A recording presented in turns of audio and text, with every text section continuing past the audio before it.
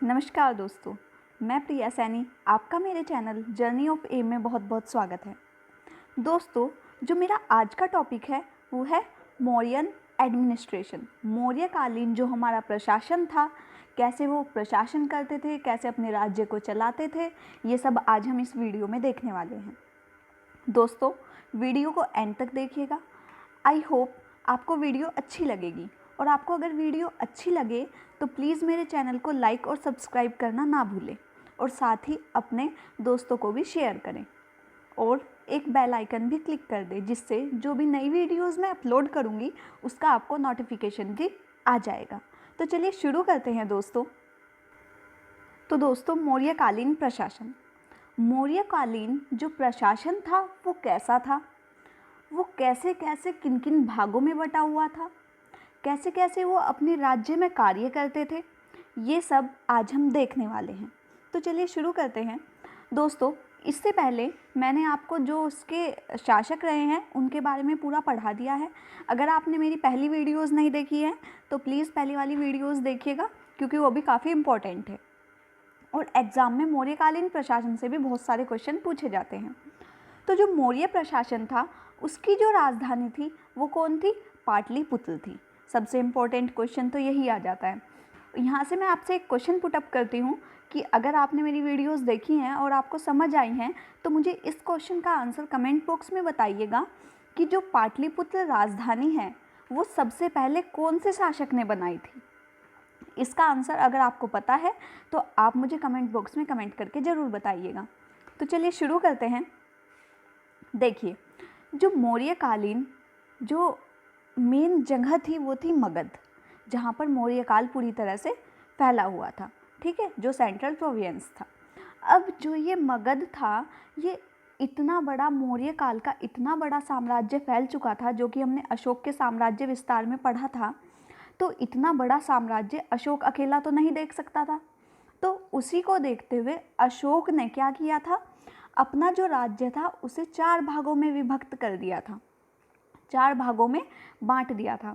जैसे आज ही ले लीजिए, जैसे भारत एक राष्ट्र है। अगर हम पूरे भारत को हमारे जो राष्ट्रपति हैं श्री रामनाथ कोविंद, उन्हें चलाने को कहें तो क्या वो चला सकते हैं? पूरे भारत की राज्य व्यवस्था देख सकते हैं? तो नहीं। तो उन्हें भी और लोगों पर निर्भर रहना पड़ता है। अलग अलग क्षेत्रों में अलग अलग अधिकारी नियुक्त किए जाते हैं। ठीक है, तो ऐसे ही कार्य किए जाते थे। और यह जो व्यवस्था है, जो हमारी वर्तमान व्यवस्था है, वो किससे ली गई है? हमारे प्राचीन इतिहास से ली गई है। मतलब पहले से लोग इसी व्यवस्था का क्या करते थे? अनुकरण करते आए हैं, जिसे हम आज भी अपना रहे हैं। ठीक है, अब मैंने आपको ये तो बता दिया कि जो इतना बड़ा मौर्यकालीन साम्राज्य था वो 4 भागों में विभक्त था। तो वो 4 भाग कौन से थे?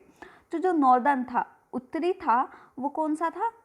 उत्तरी भाग था, उसकी जो राजधानी थी वो थी तक्षशिला। ठीक है, आपने अगर मौर्यकालीन मैप नहीं देखा है तो मैंने पिछली वीडियो में मौर्यकालीन पूरा मैप बनाया हुआ है। उसमें मैंने अच्छे से एक एक जो स्टेट था उनको बताया गया है। तो उस मैप को भी आप माइंड में रखिएगा।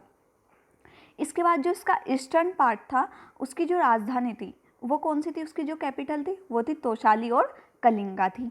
इसके बाद जो वेस्टर्न था, वेस्टर्न में कौन थी इसकी राजधानी? उज्जैन थी। और साउदर्न में स्वर्णगिरी थी। देखिए, अब ये जो चारों राजधानियां हैं ये मोस्ट इम्पोर्टेंट है।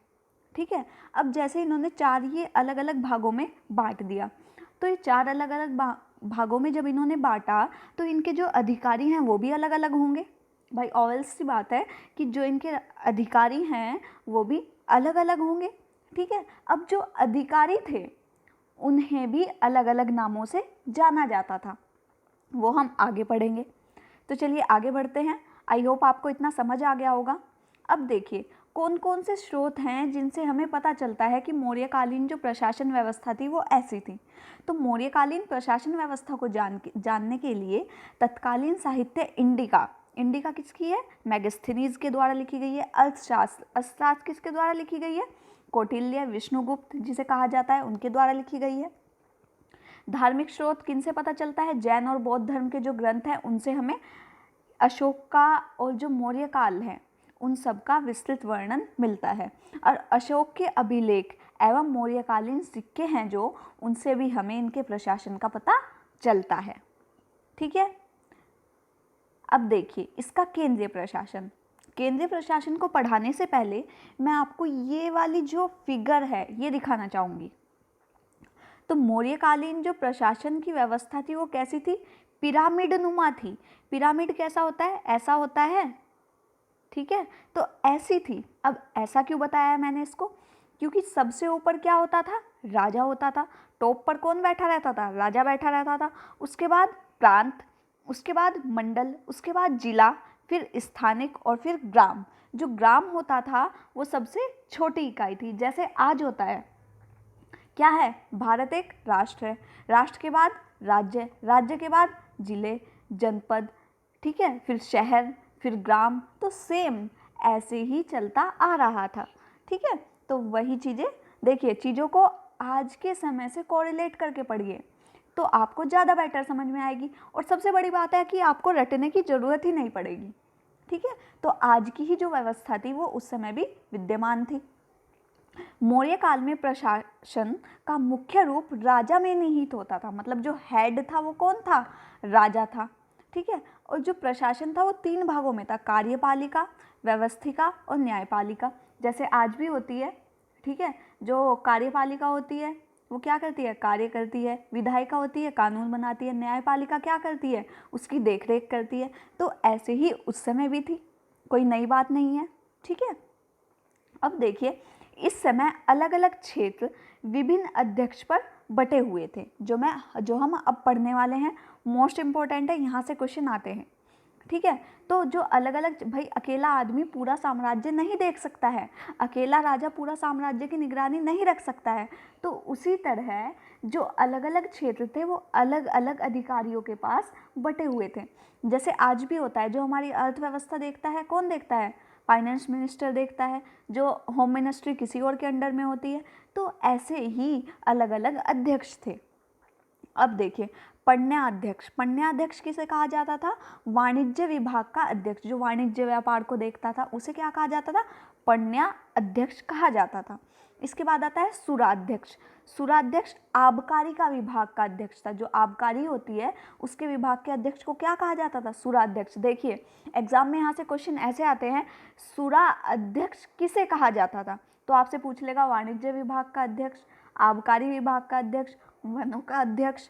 तो ऐसे पूछ सकता है। तो क्या हो जाता है? तो सुराध्यक्ष कौन था? आबकारी विभाग का अध्यक्ष था। चलिए नेक्स्ट आता है सीता। सीता क्या था? कृषि विभाग का अध्यक्ष। इसे आप ऐसे याद रख सकते हैं, सीता माता है वो कहाँ से जन्मी थी? धरती से जन्मी थी। तो ऐसे ही कृषि कहाँ पे होती है? धरती पे होती है। तो सीता अध्यक्ष कौन था? कृषि विभाग का अध्यक्ष था। कृपया अध्यक्ष। कृपया अध्यक्ष क्या था? वनों का अध्यक्ष था। शुल्काध्यक्ष व्यापार कर वसूलने वाला जो अध्यक्ष था। शुल्क से बना है, क्या शुल्क से बना है? पैसा, शुल्क लेना। ठीक है, तो व्यापार से कर वसूलना। अक्षपटलाध्यक्ष। अक्षपटलाध्यक्ष क्या हो गया? महालेखाकार जो होता था उसका अध्यक्ष। सुवर्णाध्यक्ष। सुवर्ण किसे कहा जाता था? सोने की मुद्राओं को कहा जाता था। मैंने पहली वीडियो में भी आपको कई बार ये टर्म बताई है। तो सोने का जो अध्यक्ष था उसे क्या कहा जाता था? सुवर्ण अध्यक्ष कहा जाता था। इसके बाद आता है पोताध्यक्ष। पोताध्यक्ष कौन होता था? जो माप तोल का अध्यक्ष होता था। नेक्स्ट आता है लक्षणाध्यक्ष। लक्षणाध्यक्ष कौन होता था? छापे खाना होता है जहाँ पे जो किताब वगैरह जो भी छापा जाता था, ठीक है, उसका अध्यक्ष कौन था? लक्षणाध्यक्ष। इसके बाद आता है रूपदर्शक। रूपदर्शक क्या होता था? सिक्कों की जांच करने वाला अधिकारी, की जो सारे सिक्के हैं वो असली हैं, कोई जाली मुद्रा तो नहीं है, इन सब का जो अध्यक्ष होता था उसे क्या कहा जाता था? रूपदर्शक। आप ऐसे पता लगा सकते हैं सिक्कों का रूपरेखा देखना, तो इससे क्या बना है? रूपदर्शक। देखिए वैसे तो बहुत सारे अध्यक्ष थे, लेकिन जो इम्पोर्टेंट है, जो एग्जाम में पूछे गए हैं और आगे भी पूछे जा सकते हैं, वही मैंने यहाँ पे लिखे हैं। तो इन चीज़ों को आप और याद रखो ना रखो, लेकिन इन्हें आप अच्छे से याद रखिएगा। देखिए चाणक्य द्वारा रचित अर्थशास्त्र में 8 विभागों का उल्लेख मिलता है, जिन्हें क्या कहा जाता था? तीर्थ कहा जाता था। ठीक है, तो 8 अलग अलग विभाग मिले हैं जिन्हें तीर्थ कहा जाता है। ये टर्म याद रखिएगा। कौटिल्य ने अपने अर्थशास्त्र में सप्तांग सिद्धांत के आधार पर केंद्रीय प्रशासन की व्यवस्था की है। सप्तांग सिद्धांत, सप्तांग। अब देखिए सप्तांग क्या हो गया, सप्त से क्या बना, 7, आंग, आंग निकल रहा है, ठीक है, संधि विच्छेद करके देखिए, आंग, आंग से क्या बन गया, अंग, मतलब 7 अंग, ठीक है। तो जो कौटिल्य है उसने 7 अंग के आधार पर जो मौर्य प्रशासन है उसको बांटा है। अब मैंने आपको समझाने के लिए आदमी बना दिया है, ठीक है, ताकि आपको अच्छे से समझ में आए। अब ये 7 अंग किस किस से लिए गए हैं, देखिए जो हमारे पूरी बॉडी का टॉप होता है वो कौन होता है, सिर होता है। तो सिर से क्या बना, राजा, राजा का क्या हो गया, सिर, तो सिर किस पे बैठता है, टॉप पे होता है, तो राजा क्या था, सर्वोपरि था, ठीक है। तो राजा की व्याख्या किससे कर दी, सिर से कर दी। उसके बाद आता है जो हमारे कान, कान क्या हो गए, मित्र थे, जो राजा के अन्य अधिकारी थे जो उसकी सहायता करते थे वो क्या कहलाए, मित्र कहलाए। उसके बाद आता है अमात्य, अमात्य किन्हें कहा गया, आँख से उसकी व्याख्या की गई। जैसे आपको याद हो तो मैंने वर्ण व्यवस्था आपको समझाई थी ब्रह्मा के शरीर से, ठीक है, तो सेम उसी आधार पर इसे भी सप्तांग सिद्धांत पे बांटा गया है। जो कोषाध्यक्ष था उसे मुख से लिया गया है, जो कोष वगैरह होता था। जो दुर्ग थे, जो अलग अलग किले बनाए गए थे, उन्हें बाह से, मतलब बाह में क्या होती है, हमारी शक्ति होती है, तो जो दुर्ग होते थे वो क्या करते थे, हमारी शत्रु से देख रेख करते थे, ठीक है, दुर्ग होते थे, बहुत बड़े बड़े बने हुए होते थे। उसके बाद होता है जनपद, जो जनपद थे वो क्या थी, जांघा थी हमारी, ठीक है। तो ये चीज़ आप याद रखेंगे, इम्पॉर्टेंट है, मोस्ट इम्पॉर्टेंट है, एग्जाम में पूछा जाता है। यहाँ पे मैचिंग में क्वेश्चन आते हैं तो आप इसे अच्छे से याद रखिएगा। अब देखिए सबसे पहले हमने क्या पढ़ा था, राजा, राजा के बाद हमने पिरामिड नुमा जो संरचना पढ़ी थी, उसके बाद हमारा क्या टर्म आया था, प्रांत आया था।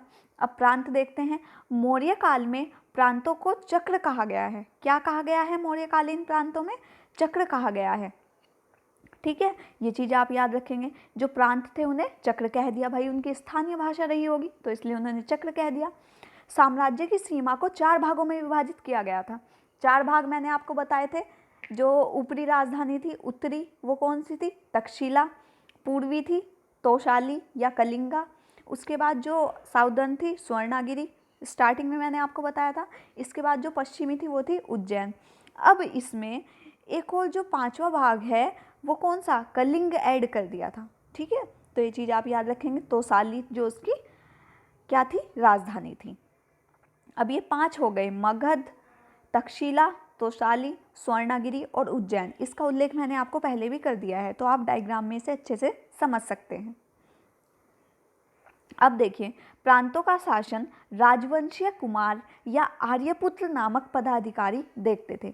जो राजवंशीय कुमार होते थे, बड़े बड़े आर्यपुत्र होते थे, वो इनका शासन देखते थे, ठीक है। ऐसे नहीं कि सामान्य व्यक्ति देखता था, तो जो अच्छे अच्छे अधिकारी होते थे, आर्यपुत्र होते थे, वीर पुरुष होते थे, वो इन्हें देखते थे।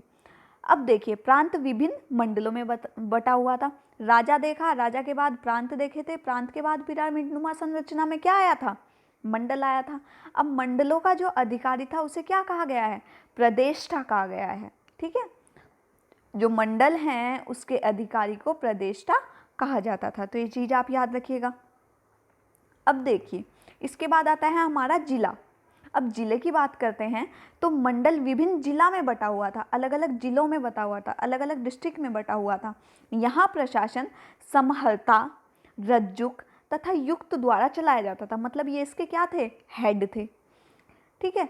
समहर्ता कर संग्राहक, जो कर वगैरह टैक्स वगैरह लेता था उसे क्या कहा जाता था, समहर्ता कहा जाता था। समहर्ता संग्राहक जो था वो कर अधिकारी होता था। रज्जुक न्याय अधिकारी होता, तो जिले में जो भी न्याय संबंधी कार्य होते थे वो कौन देखता था, रज्जुक देखता था, ठीक है। दोस्तों आई होप आपको सब अच्छे से समझ आ रहा होगा। मैंने बहुत आसान लैंग्वेज में और बहुत सारे सोर्स से ढूंढ के लिखा है, ठीक है। तो अगर दोस्तों मेरी आपसे बस यही रिक्वेस्ट है कि अगर आपको वीडियो अच्छी लगती है तो प्लीज़ चैनल को सब्सक्राइब कीजिए और ज़्यादा से ज़्यादा शेयर कीजिए। अब देखिए नगर पालिका, नगर पालिका आती है जिले के बाद। जिले के नीचे नगर प्रशासन था। नगर प्रशासन की देखभाल 6 उप समितियाँ करती थी, मतलब 6 अलग अलग उप समितियाँ बनी हुई थी जो क्रमशः निम्नलिखित कार्य करते थे। कौन कौन से कार्य करते थे भाई वो नगर में, तो सार्वजनिक भवनों और सड़कों का निर्माण करना, तो अलग अलग सड़कों का निर्माण करना, विदेशियों की व्यवस्था, विदेशी जो अगर कोई बाहर से हमारे नगर में आता था तो उसके खाने पीने की, अगर वो मतलब उसकी किसी कारणवश मृत्यु हो जाती है तो उसके दाह संस्कार की, ये सब प्रबंध कौन करते थे? ये 6 उपसमितियाँ करती थी। उसके बाद जो नगर था उसमें जनगणना करना कि मेरे राज्य में, मेरा जो नगर है उसमें कितने लोग रहते हैं, कितनी जनगणना है, जो आज भी होती है, ये कोई नई बात नहीं थी। ठीक है। उसके बाद व्यापार एवं वाणिज्य, उसकी देखरेख करना। उत्पादित वस्तुओं में मिलावट और विक्रय देखभाल कि किसी भी वस्तु में किसी तरह की कोई मिलावट तो नहीं हो रही है, इसकी देखभाल भी वही करते थे। विक्रय कर का निरीक्षण करना, जो सामान बेचा जाता था, विक्रय जो कर किया जाता, जो टैक्स दिया जाता था, उसका निरीक्षण करना कि कहीं किसी तरह का भ्रष्टाचार तो नहीं हो रहा है। और ये कौन करता था? तो ये जो 6 उपसमितियाँ थी इनके द्वारा किया जाता था। नेक्स्ट हमारा आता है ग्राम प्रशासन। ग्राम प्रशासन क्या था दोस्तों? जो हमारा ग्राम प्रशासन था वो हमारा सबसे छोटा इकाई था, वो हमारी सबसे छोटी इकाई थी हमारे प्रशासन की। मौर्यकालीन जो प्रशासन था उसकी सबसे छोटी इकाई क्या थी? ग्राम थी। आज भी ग्राम ही है और पहले भी ग्राम ही थी। मौर्यकालीन प्रशासन में ग्राम प्रशासन के मुख्य जो प्रमुख होते थे उन्हें क्या कहा जाता था? ग्रामणी कहा जाता था या गोपा भी कहा जाता था। ठीक है, तो ये चीज़ आप याद रखेंगे। अब ये ग्रामणी होता कौन था? तो ये ग्रामणी कोई और नहीं चुनता था, जो गांव के व्यक्ति होते थे वो ही इसे चुन लेते थे। जो भी सबसे वरिष्ठ पुरुष होता था उसे चुन लिया जाता था। उसकी सहायता के लिए 4 लोग और रख दिए जाते थे। तो ऐसे ही क्या बन गई थी? पंचायत बन गई थी। तो ऐसे ही सरपंच होते हैं जैसे, तो ऐसे ही सरपंच की जो व्यवस्था थी वो चलकर आई थी। ठीक है, आई होप इतना आपको समझ आ गया होगा। अब देखिए, जो मौर्यकालीन प्रशासन था वो प्राचीन भारत में पहली ऐसी व्यवस्था थी जो इतनी सुदृढ़ थी, जो इतनी व्यवस्थित रूप से चलाई गई थी। इससे पहले कोई हम इतना सुसंगठित या इतना शक्तिशाली या इतना सुसंगठित प्रशासन नहीं देख सकते हैं। ठीक है, तो ये पहली बार ऐसा हुआ था कि जो इतनी व्यवस्थित रूप से किसी प्रशासन को चलाया गया था। तो मौर्यकालीन प्रशासन हमारे इतिहास में, प्राचीन इतिहास में महत्वपूर्ण स्थान रखता है। क्यों रखता है? क्योंकि जो मौर्यकालीन प्रशासन है ये आगे जाके जब हम गुप्त काल पढ़ेंगे या आगे जो भी काल पढ़ेंगे तो उसमें इसका कई बार अनुकरण भी किया गया है। ठीक है दोस्तों, मैंने आज की वीडियो में इतना ही रखा है। ये हमारा मौर्य प्रशासन का फर्स्ट पार्ट है। सेकंड पार्ट मैं इसका जल्दी ही अपलोड करूँगी, जिसमें हम उसकी आर्थिक व्यवस्था, उसकी न्याय व्यवस्था, उसका सांस्कृतिक, कला, संस्कृति, वाणिज्य, इन सब के बारे में अच्छे से देखेंगे। ठीक है, तो आज की वीडियो में इतना ही दोस्तों। अगर आपको वीडियो अच्छी लगती है तो मैं फिर रिपीट कर रही हूँ कि प्लीज़ मेरे चैनल को लाइक और सब्सक्राइब करना ना भूलें और साथ में बेल आइकन भी क्लिक कीजिए। Thank you so much.